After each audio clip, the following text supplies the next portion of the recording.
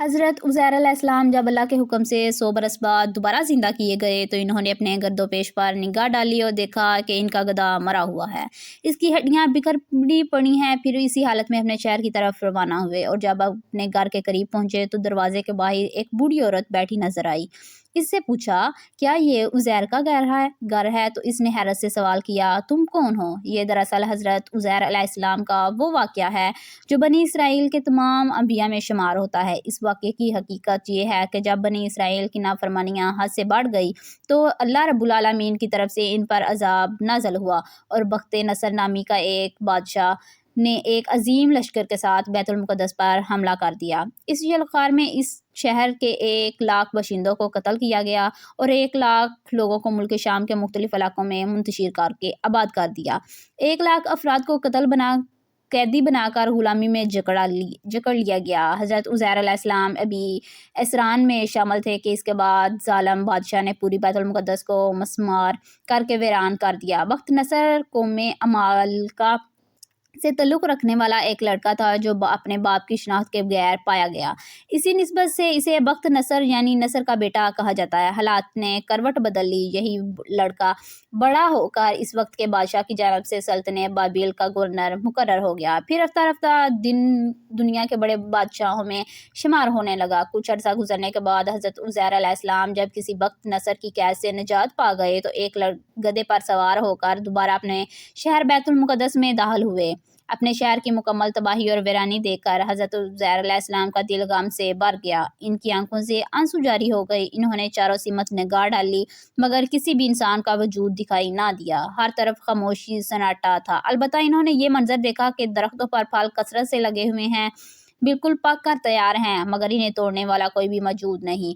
इस दिल दहला देने वाले मंजर को देखकर हसरत और अफसोस से शदीद जज्बात के तख्त बेख्तियार इनकी ज़ुबान पर यह बात निकल गई कि इस शदीद वीरानी के बाद अल्लाह ताला इस बस्ती को दोबारा किस तरह आबाद फरमाएंगे।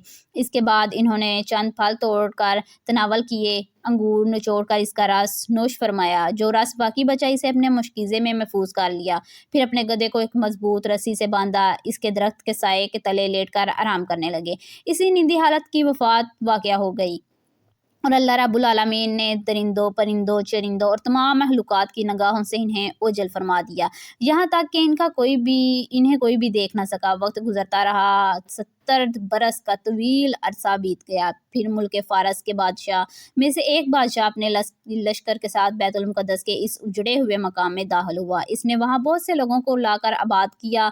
शहर को दोबारा तमीर करवाया गया। जो बनी इसराइल मुख्तलिफ इलाकों में बिखरे हुए थे इन्हें जमा करके इस बस्ती में बसाया गया। लोगों ने नई इमारतें तमीर की, तरह तरह के बागात लगाए और ये शहर रफ्ता रफ्ता पहले से भी ज़्यादा सरसब्ज, आबाद, खुशहाल हो गया।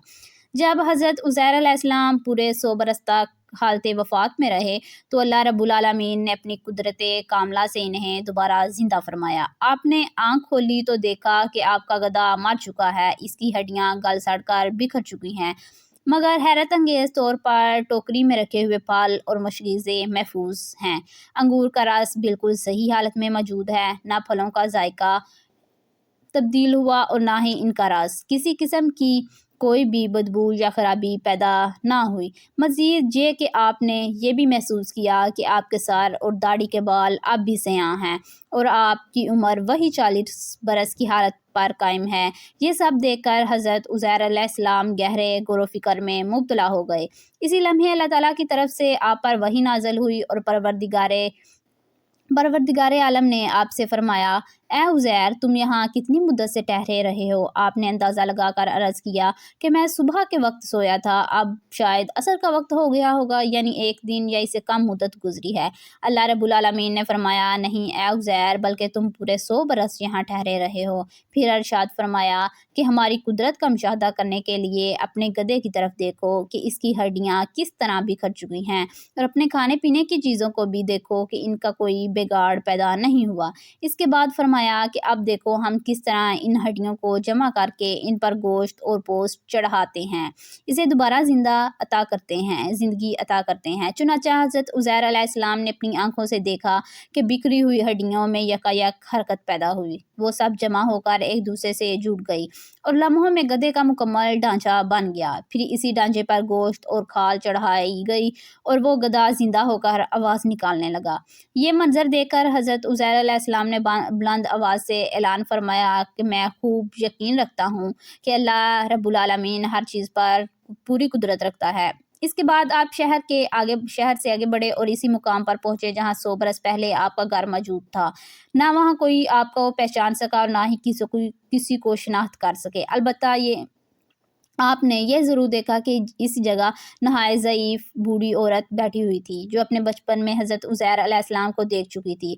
آپ نے اسے دریافت فرمایا کیا یہ عزیر کا گھر ہے؟ تو آپ نے جواب دیا ہاں یہی عزیر ہے۔ پھر وہ آہ بھر کر بولی کہ عزیر کا نام کیوں لیتے ہو؟ انہیں تو 100 برس گزر چکے ہیں، وہ بالکل لاپتہ ہو چکے ہیں۔ یہ کہتے ہوئے وہ رونے لگی۔ تب حضرت عزیر علیہ السلام نے فرمایا اے بڑھیا میں ہی عزیر ہوں۔ اس پر اور حیرت سے بولی سبحان اللہ، آپ عزیر کیسے ہو سکتے ہیں؟ آپ نے فرمایا کہ اللہ رب العالمین نے مجھے 100 برس تک وفات کی حالت میں رکھا، پھر دوبارہ زندہ فرمایا، میں اپنے گھر لوٹ آیا ہوں۔ یہ سن کر اس بوڑھی عورت نے کہا حضرت عزیر علیہ السلام بڑے صاحب کمال تھے، اگر آپ واقعی عزیر ہیں تو میرے لیے دعا فرمائیں کہ میری بینائی واپس آ جائے اور میری صحت تندرست ہو جائے۔ حضرت عزیر علیہ السلام نے اس کے لیے دعا فرمائی۔ اسی وقت اس کی آنکھوں میں روشنی لوٹ آئی، اس کا فالج بھی ختم ہو گیا۔ پھر اس نے غور سے آپ کے چہرے کو دیکھا اور فوراً پہچان لیا اور پکار اٹھی کہ میں گواہی دیتی ہوں کہ آپ ہی حضرت عزیر علیہ السلام ہیں۔ اس کے بعد وہ بوڑھی عورت آپ کو لے کر بنی اسرائیل کے محلے میں پہنچی۔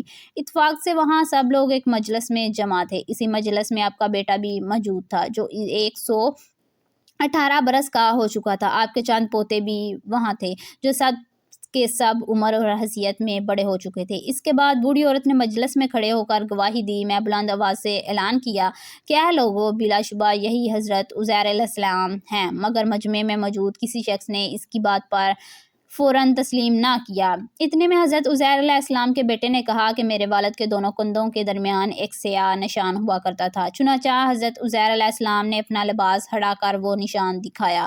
اس پر لوگوں نے کہا کہ حضرت عزیر علیہ السلام تو پوری تورات زبانی یاد تھی، اگر آپ واقعی عزیر ہیں تو ہمیں زبانی تورات پڑھ کر سنا دیجیے۔ حضرت عزیر علیہ السلام نے کسی ترد کے بغیر مکمل تورات زبانی سنا دی۔ حالانکہ بخت نصر نے بیت المقدس کو تباہ کرتے وقت چن چن کر 40 حافظان تورات کو قتل کر دیا تو تورات کا کوئی نسخہ باقی زمین پر نہیں تھا۔ اب لوگوں کے دل میں یہ سوال پیدا ہوا کہ جو تورات حضرت عزیر علیہ السلام سنا رہے ہیں وہ درست ہے یا نہیں۔ اسی دوران ایک شخص نے کہا کہ میں نے اپنے والد سے سنا تھا کہ جس دن ہمیں بخت نصر نے گرفتار کیا تو اسی دن میں ایک ویران جگہ انگور کی ایک بیل کی جڑ میں تورات کا ایک نسخہ دفن کر دیا گیا۔ اگر تم مجھے دادا کے انگور کے باغ کی نشاندہی کروا دو تو وہ نسخہ لا سکتا ہوں، پھر سب کو معلوم ہو جائے گا کہ حضرت عزیر علیہ السلام کی تلاوت درست ہے یا نہیں۔ چنانچہ لوگوں نے حضرت عزیر علیہ السلام کو وہ جگہ بتائی اور زمین کھود دی گئی۔ تورات کا وہ نسخہ نکال لیا جس کا مقابلہ کیا گیا تو حرف بحرف حضرت عزیر علیہ السلام کی زبانی سنائی گئی تو تورات کے عین مطابق تھا۔ اس حیرت انگیز اور غیر معمولی واقعے کو دیکھ کر لوگوں کو ایک جماعت نے گمراہی میں مبتلا ہو کر کہنا شروع کر دیا کہ نعوذ باللہ حضرت عزیر علیہ السلام کے بیٹے ہیں۔ اس دن سے یہ باطل، غلط اور مشرکہ عقیدہ یہودیوں میں پھیل گیا۔ چنانچہ آج تک دنیا بھر کے یہودیوں کی ایک جماعت اس باطل عقیدے پر قائم ہے۔ حضرت عزیر علیہ السلام نعوذ باللہ اللہ کے بیٹے ہیں۔ اس واقعے میں ہمارے لیے نہایت درد انگیز اور عبرت آموز پہلو یہ ہے کہ ایک ہی مقام میں، ایک ہی آب و ہوا میں حضرت عزیر علیہ السلام کا گدھا تو مر کر گل سڑ گیا، اس کی ہڈیاں بوسیدہ ہو کر ریزہ ریزہ بکھر گئیں، مگر اس کے برعکس پھل، انگور کا شیرہ اور خود حضرت عزیر علیہ السلام کی ذات میں کسی قسم کی تبدیلی واقع نہ ہوئی، حتیٰ کہ پورے 100 برس گزر گئے اور اس کے باوجود آپ کے بال سفید نہ ہوئے۔ اس سے یہ حقیقت واضح ہوتی ہے کہ ایک ہی قبرستان میں، ایک ہی ماحول میں بعض لاشیں گل سڑ کر فنا ہو جاتی ہیں جبکہ اللہ کے نیک بندوں کے جسام محفوظ رہتے ہیں اور ان کے کفن تک میلے نہیں ہوتے۔ ایسا ہونا بالکل ممکن ہے، بلکہ تاریخ میں بار بار ایسا ہو چکا ہے کہ حضرت عزیر علیہ السلام کا یہ قرآنی واقعہ اس حقیقت کی نہایت مضبوط دلیل ہے۔ حضرت یحییٰ علیہ السلام، حضرت عیسیٰ علیہ السلام بھی اللہ کے برگزیدہ اور صالحہ نیک بندوں میں سے تھے۔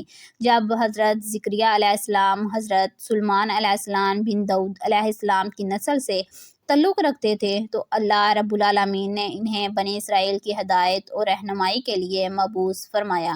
اگرچہ قرآن کریم اور کی تاریخ و سیرت کی کتابوں میں حضرت زکریا علیہ السلام کی حیات مبارکہ کی تفصیلات زیادہ بیان نہیں ہوئی، تاہم قرآن مجید کی 4 سورتوں میں آپ کا ذکر آتا ہے جن سے آپ کے حالات کے بارے میں کچھ روشنی ملتی ہے۔ بابل میں بھی ایک صحیفہ حضرت زکریا کے نام سے موجود ہے، لیکن وہ زکریا نہیں ہے جن کا ذکر اللہ رب العالمین کی لاریب کتاب قرآن مجید میں آیا، کیونکہ تورات میں مذکورہ زکریا کی ولادت حضرت عیسیٰ علیہ السلام کی ولادت سے تقریباً 500 سال پہلے بیان کی گئی۔ جب قرآن مجید میں جن زکریا علیہ السلام کا ذکر آیا ہے وہ حضرت عیسیٰ علیہ السلام کی والدہ محترمہ مریم علیہ السلام کے مربی اور حضرت یحییٰ علیہ السلام کی والدہ ماجدہ ہیں۔ حضرت زکریا علیہ السلام کی زوجہ اور حضرت مریم علیہ السلام کی والدہ آپس میں خالہ بہن تھی۔ یوں حضرت زکریا علیہ السلام حضرت مریم علیہ السلام کے خالو کہلائے۔ آپ علیہ السلام بنی نبی ہونے کے ساتھ ساتھ بیت المقدس کے امام، خادم اور ایک روحانی شخصیت بھی تھے۔ انجیل میں اس منصب کو کہن کیا گیا ہے کہ دراصل بنی اسرائیل میں اس کہن ایک مذہبی اور روحانی عہدہ تھا جس کی ذمہ ہیکل سلیمانی اور بیت المقدس کی مذہبی رسومات کی انجام دہی ہے۔ آپ علیہ السلام کی والدہ کے نام کے بارے میں مفسرین نے مختلف اقوال بیان کیے گئے ہیں۔ حافظ ابو القاسم ابن اسحاق نے اپنی مشہور کتاب میں فرمایا کہ آپ علیہ السلام کے والد محترم کا نام برخیہ تھا۔ حضرت زکریا علیہ السلام بھی دیگر انبیاء کرام کی مختلف طرح اپنے ہاتھوں سے کام کرتے تھے، جس کی تصدیق اس حدیث مبارکہ سے ہوتی ہے کہ صحابہ کرام حضرت ابو ہریرہ رضی اللہ تعالیٰ عنہ روایت کرتے ہیں کہ نبی کریم صلی اللہ علیہ وآلہ وسلم نے فرمایا کہ زکریا علیہ السلام بڑھائی تھے۔ رب العالمین نے دنیا میں جتنے بھی انبیاء کرام مبعوث فرمائے وہ اپنے معاش کے لیے کسی نہ کسی پیشے سے وابستہ رہے اور اپنی روزی روٹی کا بوجھ کسی پر نہیں ڈالا۔ دین حق کے کام کے لیے کسی سے اجرات ہرگز نہیں طلب کی، بلکہ یہ اعلان فرماتے ہیں کہ تم اس تبلیغ پر کوئی اجرات نہیں مانگنا، میری اجرات تو اللہ رب العالمین ہی کے ذمہ ہیں۔ مفسرین نے لکھا ہے کہ حضرت آدم علیہ السلام جب دنیا میں بھیجے گئے تو ان کے پاس جنت کے پودوں کے بیج موجود تھے۔ انہوں نے کاشتکاری سیکھی اور سب سے پہلے آٹا پیس کر روٹی بنائی، نیز کپڑے اور دیگر ضروریات اشیاء تیار کرنے کے لیے جانوروں کی کھالیں استعمال کرنا بھی سیکھا۔ یہ تمام علوم حضرت جبرائیل امین علیہ السلام نے انہیں سکھائے۔ حضرت شیس علیہ السلام نے تعمیرات کا آغاز کیا، انہوں نے شہروں اور قلعوں کی بنیاد رکھی اور بابل و صوبہ کے شہر آباد کیے گئے۔ اسی طرح حضرت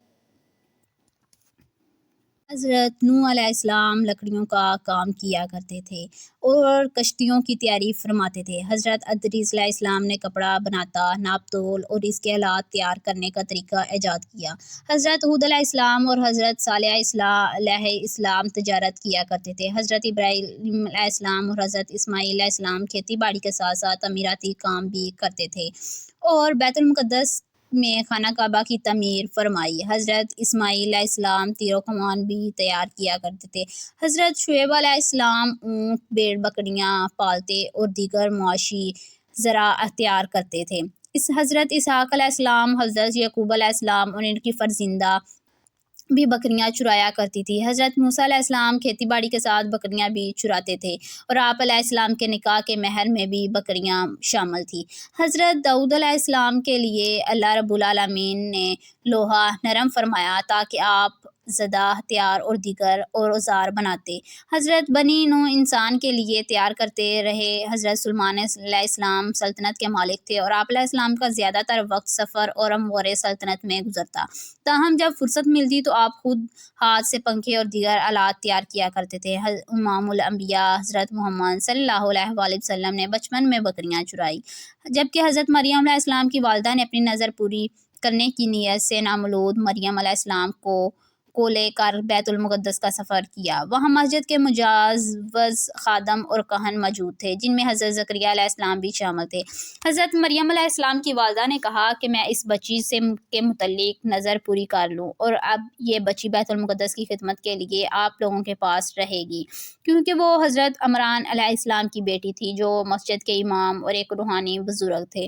لہٰذا سب کی خواہش یہ تھی کہ بچی سے ملاقات ہو۔ حضرت زکریا علیہ السلام نے استدلال کیا کہ بچی ماں اور ان کی اہلیہ صغیر ہونے کے ناطے یعنی خالہ بھی ماں کی جگہ پر ہوتی ہیں، اس لیے بچی کی پرورش پر ان کا حق زیادہ ہوتا ہے۔ تاہم دیگر افراد اس پر راضی نہ ہوئے، چنانچہ فیصلہ قرآن کے ذریعے کیا گیا اور تینوں میں قرعہ اندازی حضرت زکریا علیہ السلام کے نام سے ہوئی۔ یوں اللہ رب العالمین نے حضرت مریم علیہ السلام کا سرپرست مقرر فرما دیا۔